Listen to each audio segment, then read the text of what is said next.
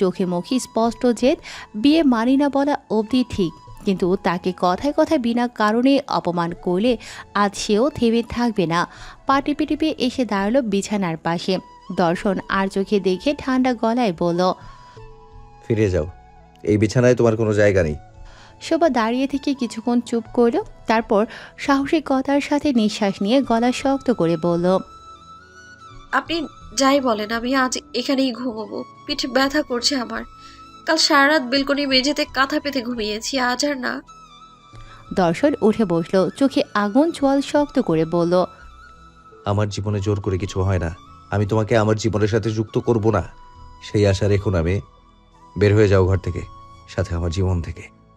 শোভা এবার আর সহ্য করতে পারল না, সেও উত্তর দিল, আমি আপনার বিয়ে করাবো, যেভাবেই হোক। বউ তো, যদিও বিচ্ছেদের কথা উঠছে, কিন্তু বিচ্ছেদ তো এখনো হয়নি।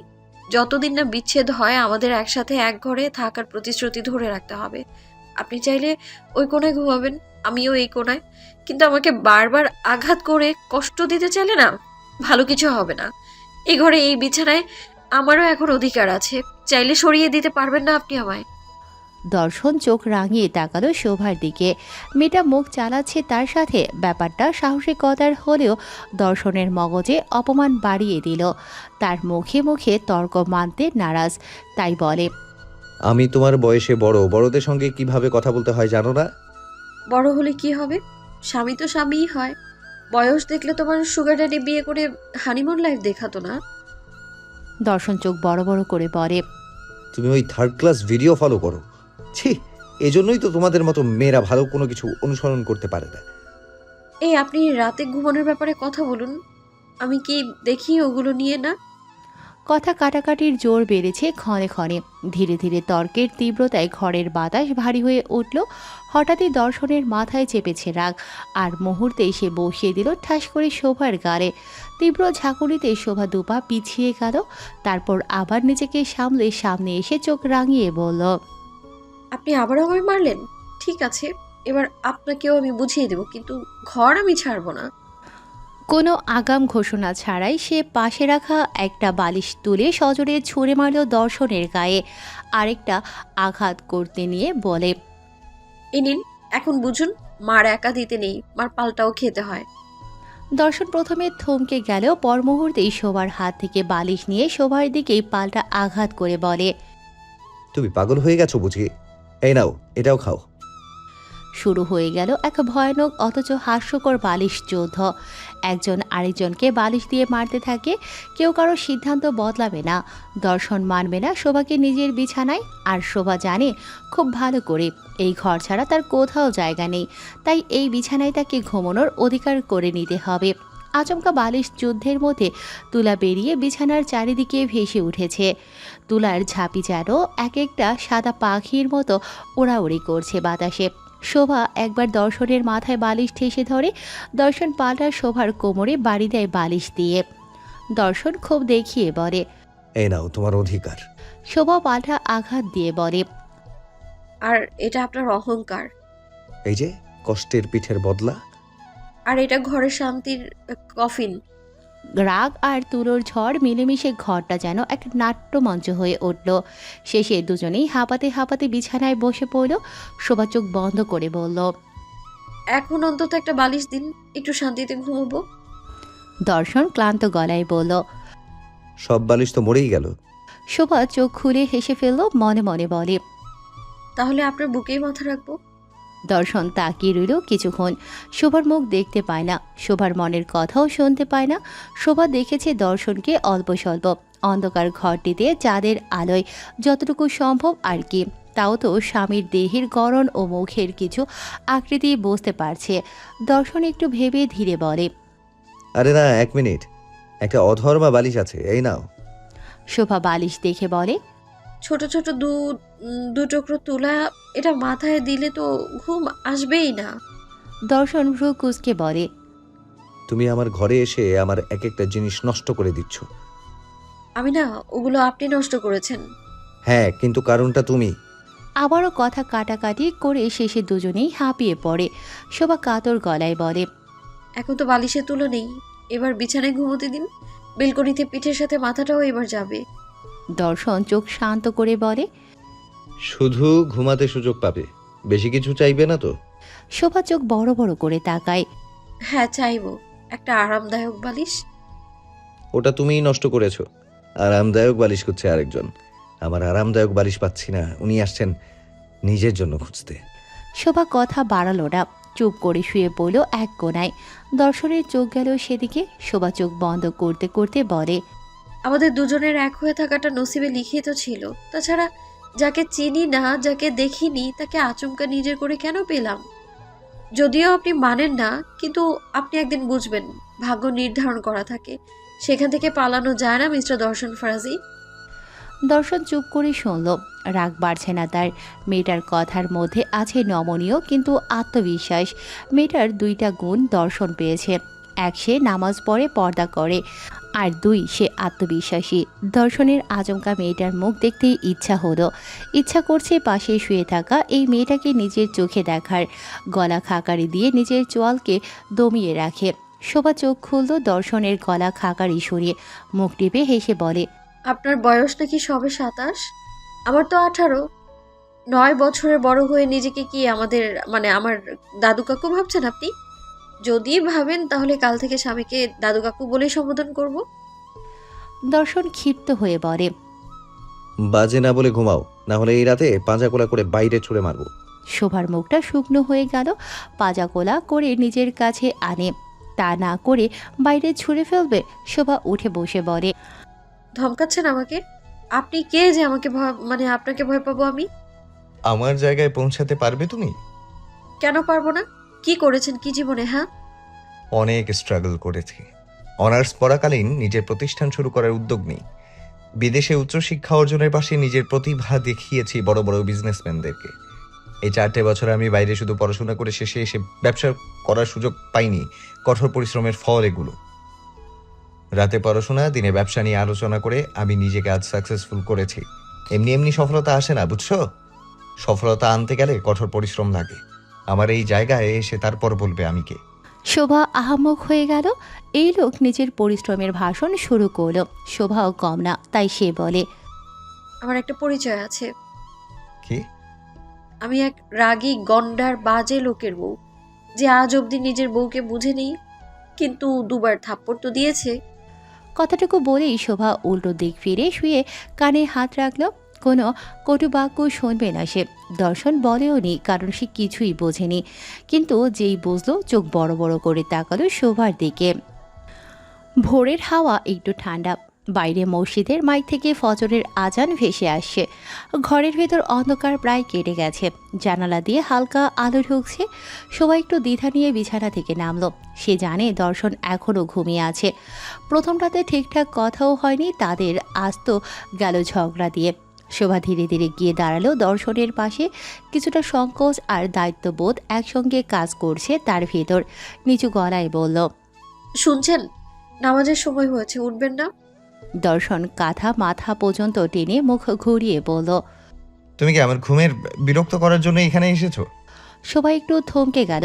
মুখে কিছু বলল না, কিন্তু চোখে মুখে লজ্জা আর বিরক্তি মিলেমিশে রইল। দর্শন ঘুম জড়ানো কণ্ঠে আবারও বলে, ঘুমাতে দাও আমাকে, বিরক্ত করা আমার পছন্দ না। দর্শনের কণ্ঠে ছিল ঝাঁজ, ঘুম চোখে বিরক্তির টান। শোভা চুপচাপ দাঁড়িয়ে রইল কয়েক মুহূর্ত। তারপর চুপচাপ পাশে থাকা জগ হাতে নিয়ে দর্শনের গালে ছিটিয়ে দিল পানি। দর্শন চমকে উঠে বসল। তুমি পাগল নাকি মেয়ে? এটা কোন ধরনের ব্যবহার? শোভা শান্ত স্বরে বলল, আমি শুধু দায়িত্ব মনে করে রেখেছি আপনাকে সজ্ঞানে আনার জন্য। আপনার ইচ্ছা থাকলে উঠবেন, নামাজ পড়বেন, আমি নামাজ পড়তে গেলাম। তারপর ধীর পায়ে চলে গেল পাশের ঘরে। পেছনে তাকায়নি। দর্শন বিছানায় বসে কিছুক্ষণ চুপ করে রইল। চোখে ঘুম থাকলেও কপালে যেন একটু চিন্তার রেখা। মুখে আর কোনো কথা নেই, শুধু একটা দীর্ঘশ্বাস বেরিয়ে এলো নিজের অজান্তেই। গা থেকে কাঁথা সরিয়ে উঠে দাঁড়ালো। অজু করে মসজিদে যেতে নেবে মনে পড়ে দিদারের কথা। চলে গেল দিদারের ঘরে। দরজায় কড়া নাড়তেই দেখল দরজা চাপানো আছে শুধু। হালকা খুলে গেল। দর্শন এবার জোরে জোরে ডাকছে, দিদার। ঘুমের ঘরে জমের ডাক শুনে লাফিয়ে উঠল দিদার। ভুল শুনল কি না ভাবতেই সামনে তাকিয়ে দেখে দর্শন পাঞ্জাবি আর ট্রাউজার পরে আছে। দিদার বলে, কোথায় যাচ্ছ ভাইয়া? মসজিদে, তুইও রেডি হ, একসাথে নামাজ পড়তে যাব। কাল থেকে যাই ভাইয়া। দর্শন চোখ গরম দিয়ে তাকালো। দিদার লাফ দিয়ে উঠে চলে গেল অজু করতে।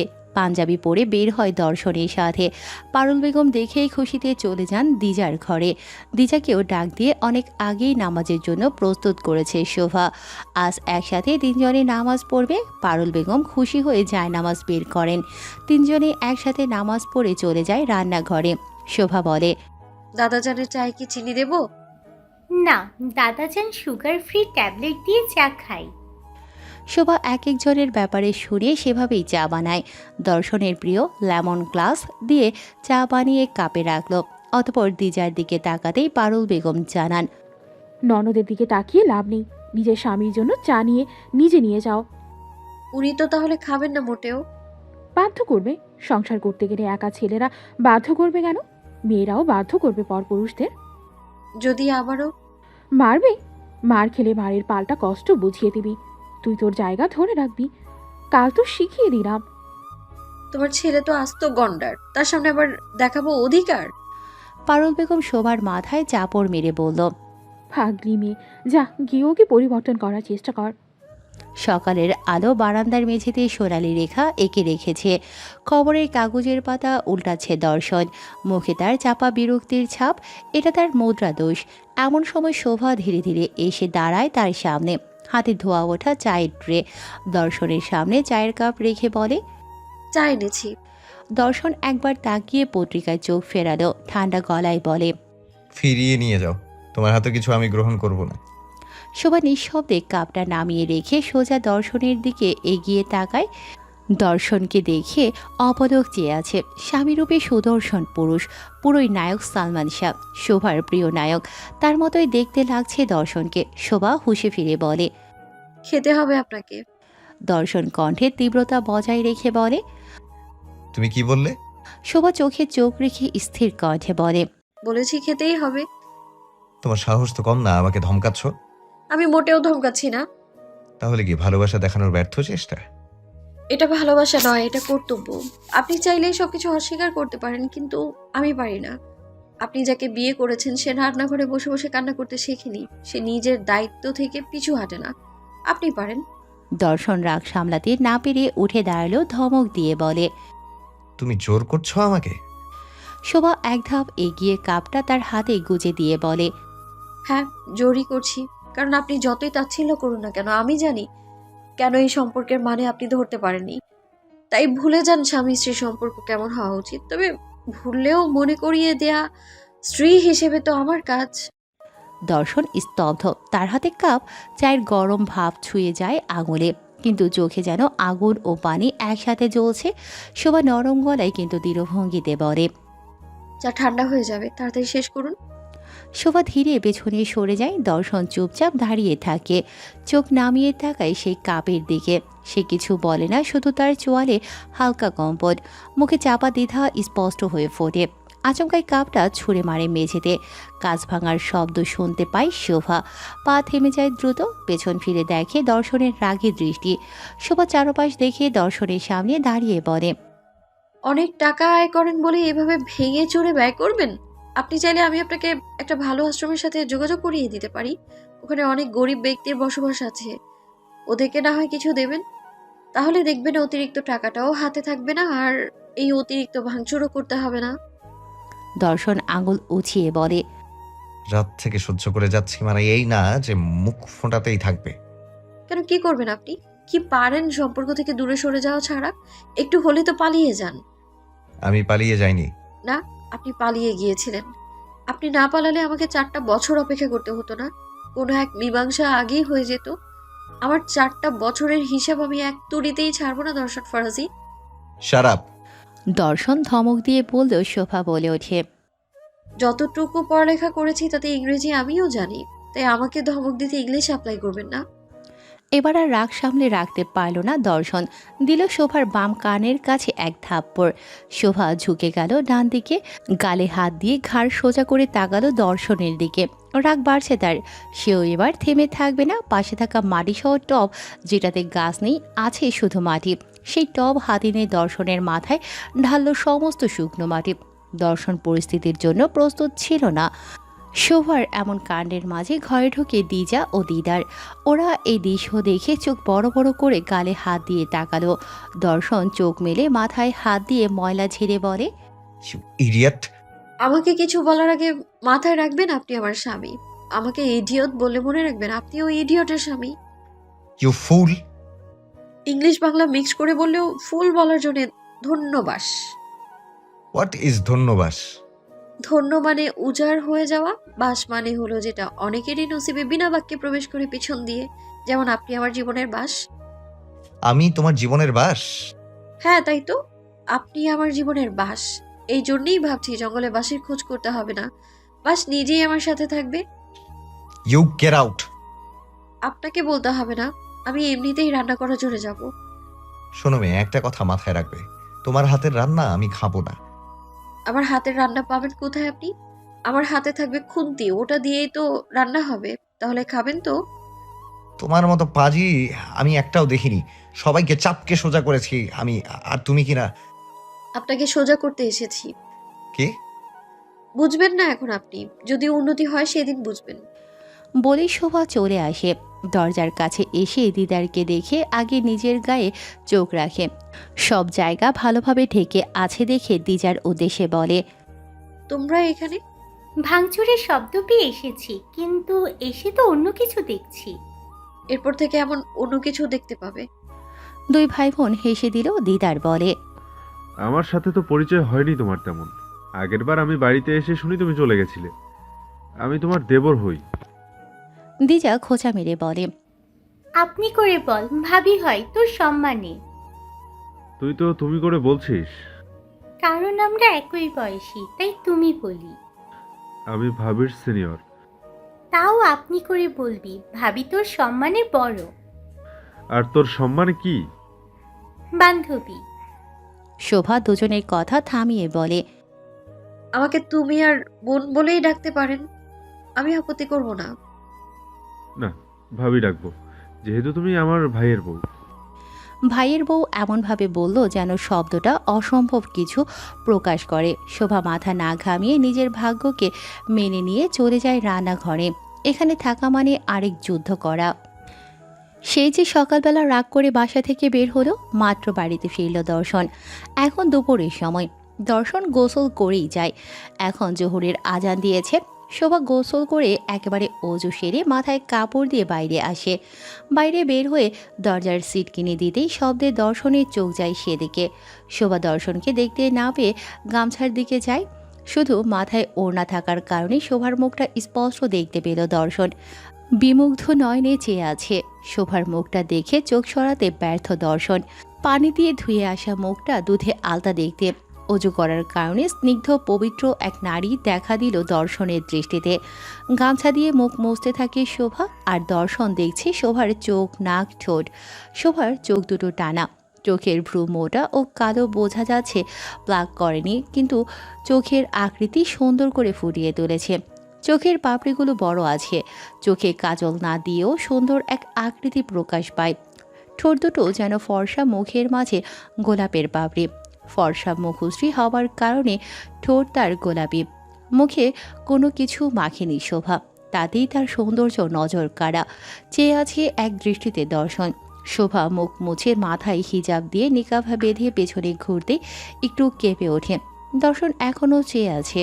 শোভা এগিয়ে এসে বলে, বাইরে থেকে ঘোরাঘুরি শেষ, এখন নামাজ পড়তে যান, বাসায় এসে ভাত খাবেন। আর হ্যাঁ, আমার হাত রান্না করেনি, তাই নির্দ্বিধায় খেতে পারেন আপনি। দর্শন হুঁশে ফিরে রাগ দেখিয়ে বলে, তুমি একটা বাচাল। বেশি কথা বলে তার সম্মানী হিসেবে বাচাল নামটা শুনতেই হয়। আমি যেহেতু বেশি কথা বলি, তাহলে আমি নিজেকে বাচাল হিসেবে মেনেই নিলাম।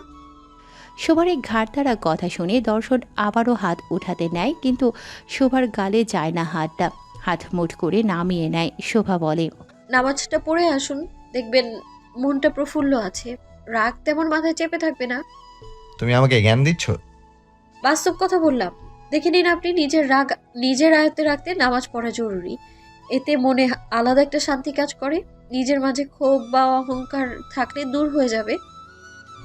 দর্শন চুপ করে চলে গেল। শোভা জায়নামাজ নিয়ে গেল দিজার ঘরে। দিজা জানিয়েছে সে আপাতত শোভার কাছ থেকে সঠিক নিয়মে নামাজ পড়া শিখবে আর কোরআন তেলাওয়াত সঠিকভাবে উচ্চারণ করা শিখবে। তাই শোভা এই ঘরে গেল। দর্শন বাইরে এসে ধূসর রঙের পাঞ্জাবি পরে, হাতে ঘড়ি পরে, পকেটে মোবাইল নিয়ে বাইরে বের হয়। দিদারকে দেখে বলে। চলো। দিদার আগেই প্রস্তুত ছিল, তাই দুই